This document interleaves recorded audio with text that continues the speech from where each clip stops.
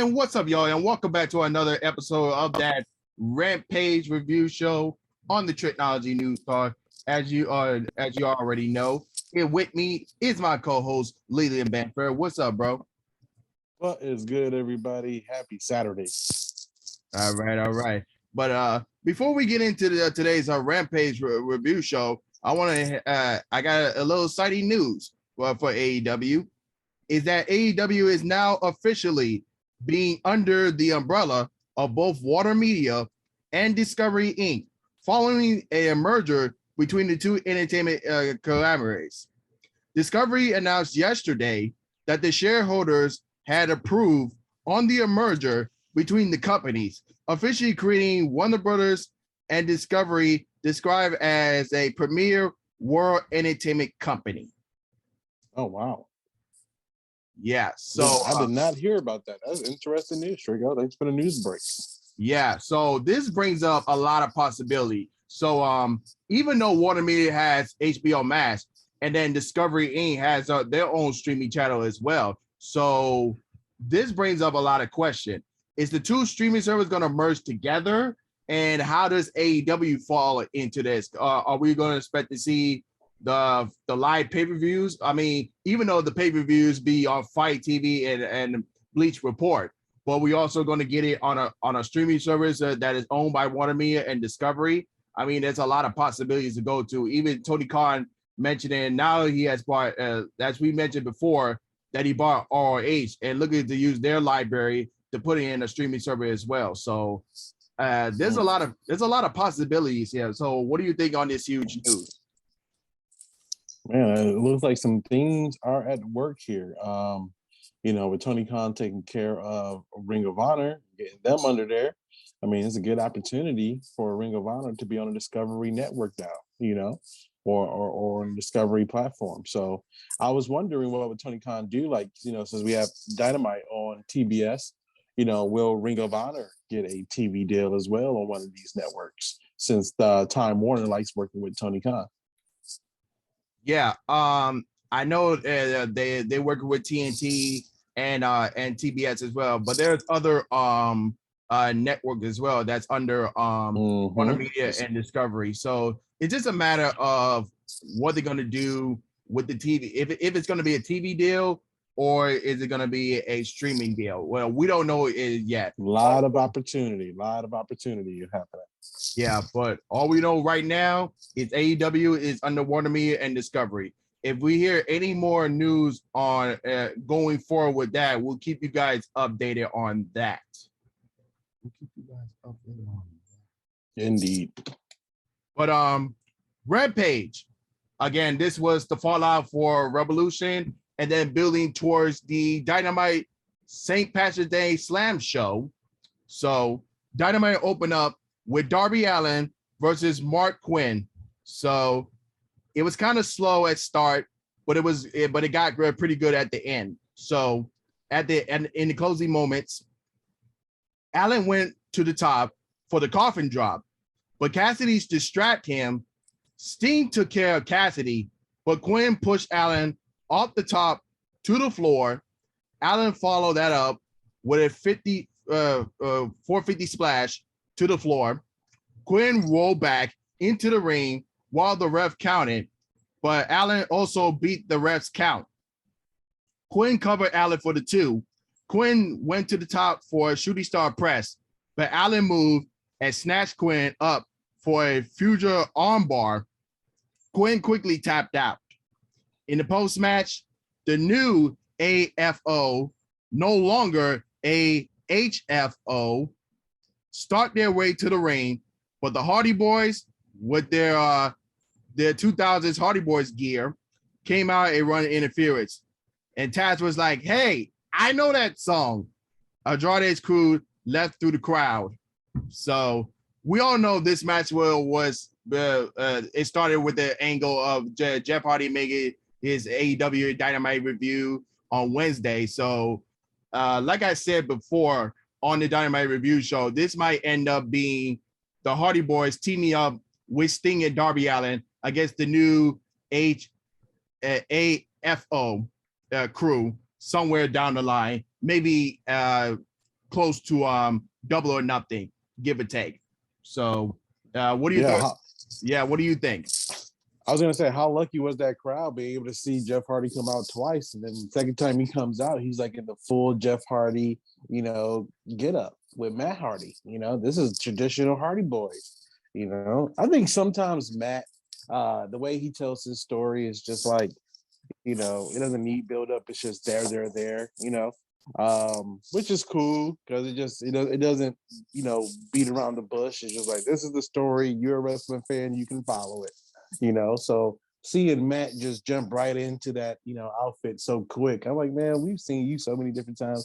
But I guess this is the same guy where we had to like sit there and watch him go from 3 different versions of Matt Hardy in one match. So that's no problem. But I like the match between Darby Allin and Marquez. I think they did a really good match. That 450 splash off the top out to the apron, like that was ridiculous. Like or out to the floor, I should say. That was a crazy spot for Marquez. So I like the match, and I think seeing Private Party versus the Hardy Boys is going to be a dream match for Private Party, and I'm pretty sure it's what inspired Matt to get Jeff back in there so they can have these matches together, and these guys can say they win against the Hardy Boys. So I'm excited to see the Hardy Boy run in AEW. My dream is for the Hardy Boys to win the AEW World Tag Team titles, because the Hardys almost win. They almost won every tag team title in every company, you name it. WWE, ROH, WCW, Impact, all around the world. So I want them to win the AEW World Tag Team titles in their what could be their last run together before they hang up the boots. You think it's going to be Hardys versus Young Bucks for the belt? Depends on who get them first. The Young Bucks or Red Dragon from Jungle Boy Luchasaurus, or whoever takes the belt off of it, but we'll see that down the line. Yes, indeed. But so we have a promo backstage.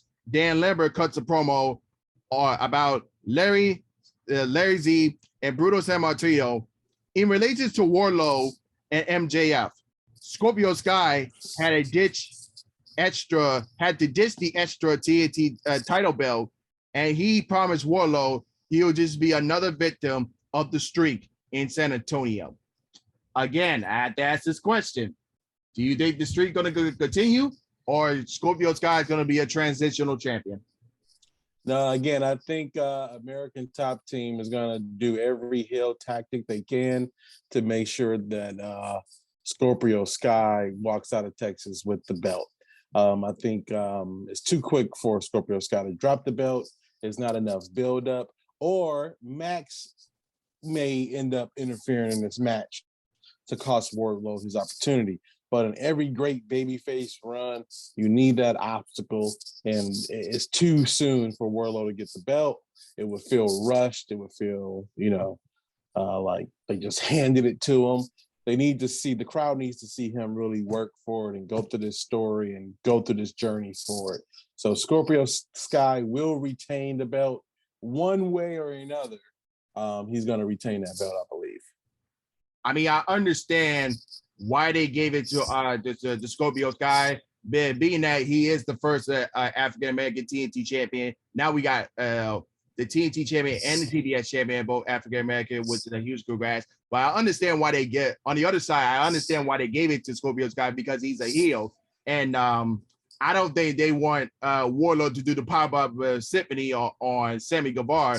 They much rather do it on a bad guy, which is Scorpio Sky. So we'll have to see how many power bombs Wardlow is going to give Scorpio Sky. It's going to give him. Now, if you catch him in that powerbomb situation, that's going to be a different story. I may have to eat my words here. But again, I think something's going to happen where either Shawn Spears, Max, MJF, or American Top Team, Wardlow has too many people not wanting that belt on his waist for him to win right now. After that promo, we had a promo of the House of Black. They're a very good promo. I hope this leads towards the Trios Championship coming soon. And like I said before, the House of Black should be the first champion. Should be the first champion. Wait, say it again. We had a promo from the House of Black, and remember I said from the Revolution post show, yeah, the trios titles that the House of Black should be the first trios champions. Okay, I thought I missed something, and they announced the trios championship. I'm like, wait, oh no, they ain't announced it. They haven't announced it yet, but when they do, House of Black should be the first. Should be the first. Man, I was like, I must went to the bathroom on that part. What did I miss? Okay, yeah, definitely. I mean, I don't know if I agree with they should be the first, but they definitely should have it. I think Death Triangle should be the first. Me personally. That could be either way. That could be but we gotta have Ray Phoenix. You know, Ray Phoenix got to be a part of that. You know, so as long as Ray Phoenix is there, I'm cool with it. Yeah, definitely. So next match we have Jamie Hayter versus Mercedes Martinez. This all leads to the steel cage or women's title match between Britt Baker and Thunder Rosa. So in the final moments, Mercedes Martinez came back by suplexing Hayter into the buckles. Martinez hit the Spider German suplex from the top, but while Rebel distract the ref, Martinez pull herself up into an attack from Baker, who pounded Martinez with forearms. Hayter then threw a stuffed lariat and got the pinfall on Martinez. After the match, Britt and her crew set up Martinez for a curb stop onto the women's title belt, but Thunder Rosa ran in with a chair to make the save. So I think this is a really good match between these two ladies. Yeah. Even though AEW's version of a steel cage is kind of like a Hell in a Cell a little bit, but it like covers like the whole ring, and it has a roof on the top. So we ain't gonna get no interference. Just Britt and Thunder together in the cage, and Thunder wins the women's world title in our hometown, and we have a new champion, and we can finally move on to some new challengers. Yep, I think, but real quick, I think Jamie Hayter and Mercedes Martinez worked really well together. They're both like powerhouse kind of wrestlers. They both have really good strength, but I think there was some chemistry with them. I think they worked well. I wouldn't mind seeing their match again, actually. Yeah, they put on a good rest of it. It lasted about close to 9 minutes, and so Ricardo Shida cut a promo on Serena Deeb. Shida wants revenge on Deeb. Deeb can go for Shida's knee again, but Shida will cut her head off, and that's a real aggression there. So I'm looking at the next time they meet, probably gonna be a stipulation match, probably a no DQ match, or a street fight or something like that, down the line somewhere. Down the line. Did you see that cool moment where like Shida was like cut your head off, and she did the cut motion and her jacket fell off? I was like, okay, anime character. That was dramatic. Yeah. That was pretty cool. Yeah. So we have Keith Lee versus QT Marshall. This last 4 minutes. Marshall snapped in the final moments. Marshall snapped Lee's neck across the top rope and then hit a top rope drop kick for 1 count. Lee floored Marshall with a lariat, then went for the Big Bang catastrophe Camarado, grabbed Lee's foot to distract Lee. Marshall went for the diamond cutter, but Lee shrugged off Marshall off and hit the Big Bang catastrophe for the win at 4 minutes. It kind of felt long a little bit if you look at it, but in reality, it was just like 4 minutes. But after the match, Solo jumped on Lee, and they went really bad, and this went really bad for him. Cormado ran in and did a little better. Now there's a match. That's going to be a match I like to see with Cormado and Lee just down the road. But Lee hit him with a pop-up powerbomb. Corrado went to the floor, and Lee tossed Solo into Marshall and Camaro on the floor. But after feeding off the D Squad assault, Powerhouse Hobbs and Ricky Starks ran in and take out Lee out for real. Hobbs hit Lee with a body block. Starks flew in with a clothesline, and Hobbs took Lee down with a spine buster. So, do we see possibly Keith Lee either Powerhouse Hobbs or Ricky Starks? Or Ricky. I think first off, that was really good match with QT Marshall, like calling for the diamond cutter and everything. Man, Nick Comoroto has not been having a good 3 weeks on Rampage. I feel like he just kind of got manhandled by Wardlow. Now he's getting manhandled by Keith Lee. I will say Keith Lee's finisher, I'm not sure what the name of his finisher is, but that finisher, that jackhammer he does, it really looks like it's going to knock the wind out of you. Like, if that big dude landed on you like that. So props out to QT Marshall for making that move, but it really knocked the wind out of him. I was shocked when Powerhouse Hobbs was able to do that slam on Keith Lee, man, that spine buster on Keith Lee. I was not expecting that. Keith Lee is a big dude, but Powerhouse Hobbs is a big dude. I really want to see the match. I think, when they have these new guys come in, these guys who's been around working for a long time, you can see AEW, they always put these the new people that come in that have this experience, and they put them in with some of their younger pillars. I mean, I know they got the 4 pillars, but Powerhouse Hobbs is a pillar of AEW as well. He is their original OG kind of big guy, him and Wardlow. So I'm seeing that they put in Keith Lee with Powerhouse to help Powerhouse get better, just like they put CM Punk against Powerhouse to help Powerhouse get better.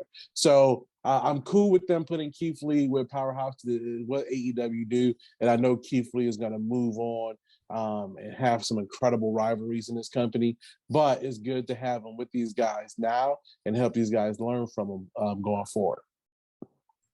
If I was going to book this rivalry, I would say let Keith Lee fight Powerhouse Hobbs first, and if Keith Lee get past Hobbs, then let him fight Ricky Starks and have Keith Lee take the AEW championship away from Ricky Starks, and that would kind of piss off Taz for that.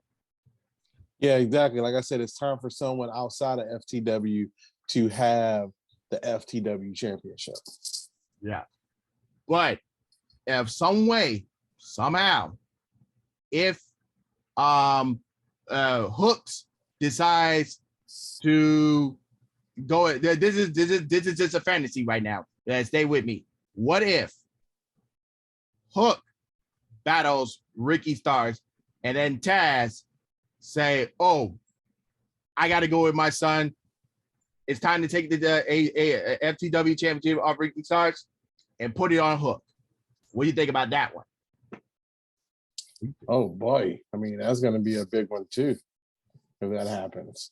I'm interested to see how they if they're going to bring Taz in with Hook. I mean, I think it will look cool to have Taz walk Hook out to the ring, and I think if anyone's going to come out with a towel over their head and that traditional Taz entrance, will we see Hook eventually get to that level? Where he's coming out with that traditional Taz with the towel, the tape, and everything, and that aggression. I don't know. I think Hook needs to kind of still be able to prove himself first before they bring him in, but it'd be good to have Taz eventually there.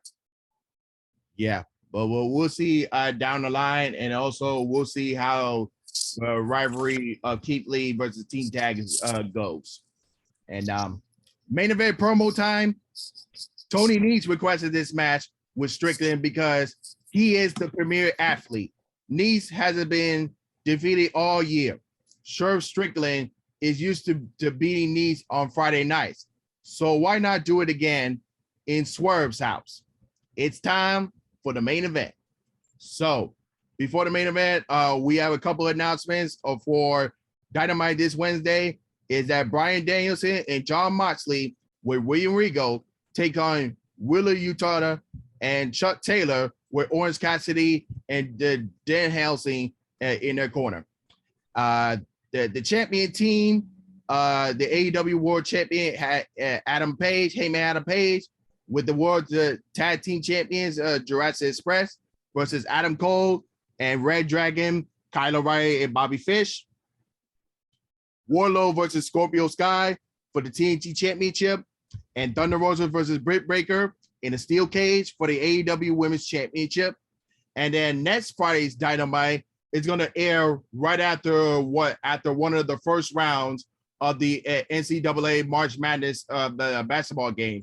They haven't mentioned what time yet, but just keep a lookout on that. We'll probably give you an update if they give the update on that on Wednesday. But just keep looking on the times and when it's going to come, and then when does the first round start on that next Friday. Yeah, I would not want to be the people who got to get in the ring with Moxley and Danielson. I was just gonna say that. I know they're guys. I know they're all professionals, but man, it looks like they're really hitting pretty damn snug right now. Yeah. So main event time. Swerve Strickland versus Tony Nese. In the final moments, Strickland went for the sunset flip, but Nese rolled through and caught Strickland with a kick. Nese then followed up with a 450 splash for the near fall. Nese then went for the pump handle slam, but Strickland countered into a tombstone position. Nese slide out of the move onto the apron, but Strickland took him out with a kick, then hit the stomp out onto the floor, back to the ring. Strickland hit a stop, then came off to the top with a double stomp to get the pinfall. So, pretty good debut match for Strickland, and his future is golden. Well, we'll see. Oh yeah, the future is bright for Swerve, man. I think this match is really good. I'm not gonna lie. A couple of moments it felt like it had that WWE kind of feel to it. Everything was a little slow, or they were really slow to get up. That's one of the things I don't like about the E. So, but I understand these guys, wrestled each other more in that company than AEW. So hopefully the guys in the back kind of give them notes saying, AEW style. But the crowd had a good reaction to it, and it was a great applause at the end. But I will say that was my only critique. Some of it felt a little WWE-ish, and not that AEW style that I like to see. But I think it was definitely a great debut. Swerve has swag, man. He's a fun promo to watch. He's great to watch in the ring, and I'm looking forward to kind of seeing, where it goes. And also, while I was watching that match, I was like, man, this is what 205 could have been like every episode. You know what I'm saying? Like every episode of 205 should have been light, like lit. Like it should have been a good show. It should have always had some incredible things and some really good matches. So I think I would even say, man, it would be cool if AEW had like their own version of like an X division or a cruiserweight belt, like how WCW did. Like I think if AEW adopts that cruiserweight division like WCW did and have its own cruiserweight, the AEW cruiserweight belt, I think that AEW cruiserweight belt could be one of the most sought off belts in the cruiserweight division for a lot of these high flyer guys if they had that belt there. So AEW cruiserweight belt I think is needed for these type of performers. Well, we'll see what Tony Khan has in mind for like future titles. Well, we don't want to get too many championships like WWE's there. Let's keep it true. But now that he has Ring of Honor, there's nothing wrong with using those titles as well. You know what I'm saying? That can be featured on AEW television, but they're Ring of Honor belts. Well, that's of course, yeah. Ring of Honor is different because you have one company at all the AEW titles, and you have one company on the side at the ROH titles, and then you could see probably like the Ring of Honor originals, and then you could probably throw in some of the AEW wrestlers as well to try to spice up each match of it is. But yeah.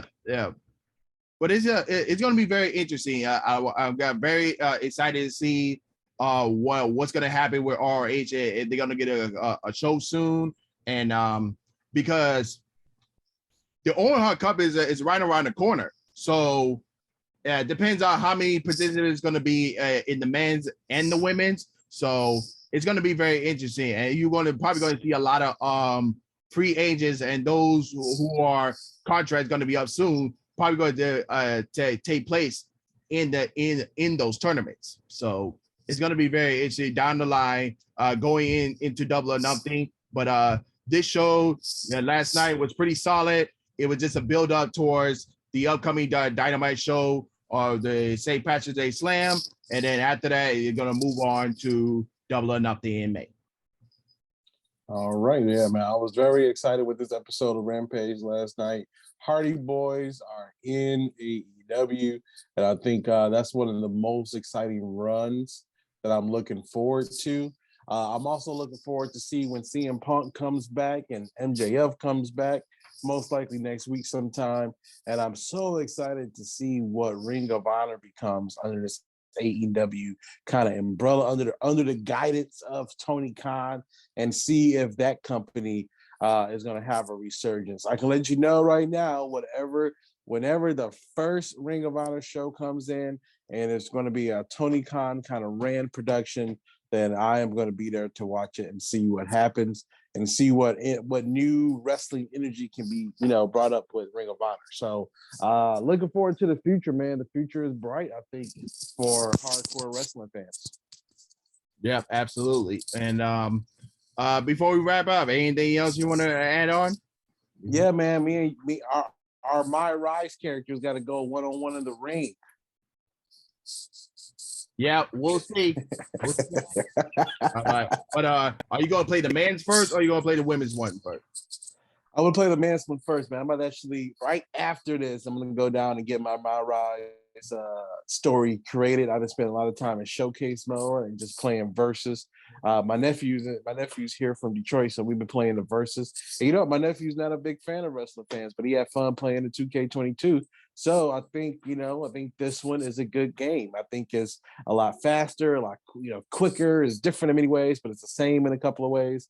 But I think they finally got a good game. And thank you to 2K19, who've been holding it down for like 5 years. I can finally put you on the shelf. Yeah, and then somewhere down the line, me, you, and Don has got to do a tier list between all WWE games. They do a tier list of which one was better and which one sucked. Oh, yikes. Okay. I'm down with it. Yeah. But other than that, he is Leland, and I'm Trico, and we're signing off. Peace.